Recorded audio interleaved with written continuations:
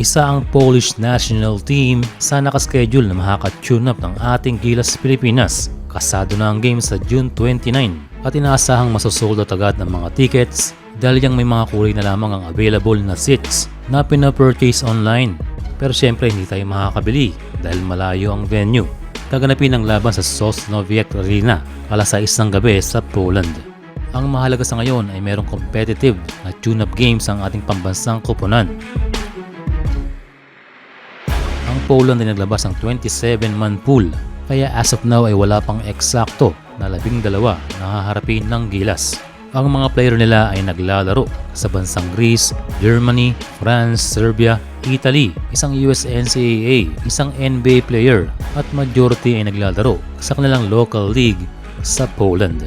Pero I think we may expect na ila-line up nila ang kanilang mga overseas players, kabilang ang NBA player na si Jeremy Sohan. So handa na ba tayong hanapin ang Polish team na ito? Dahil sa kanilang description na ang Pilipinas daw ay developing extremely dynamically sa mga nakaraang taon. Kaya may respeto itong Poland at hindi minamaliit ang Pilipinas dahil sa development ng basketball sa ating bansa. Walang katulong sa imahe ng Pilipinas ang paglalaro ng NBA player na si Jordan Clarkson. Kaya looking forward sila sa ating matchup. Pero si Justin Brownlee ang kanilang makikita na challenge din sa kanilang national team. Ayon sa SBP ay June 22 ang resume ng practice ng Gilas. Ito ay 1 week away sa laban kontra sa Poland. Kaya tuloy-tuloy ang schedule ng Gilas. Parang flight lang papuntang Europa ang pahinga, then diretso sa mga friendly games.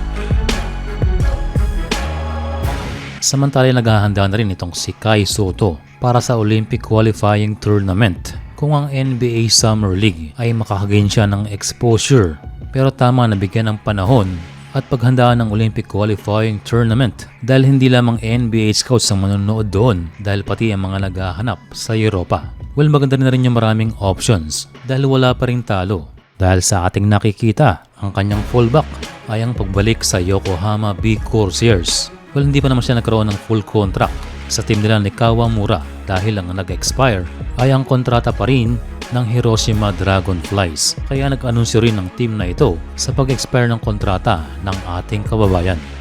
And para sa Gilas, ang sabi ni Coach Tim Cohn na isa si Kai Sotto sa main guy ng team at malaki raw ang naitulong ng NBA, Australia at Japan B-League sa development ng ating kababayan na susubok naman ngayon sa mga big man ng Europa. Kaya sa training ni Kai ay nakafocus para siya ay maging ready physically, mentally at emotionally.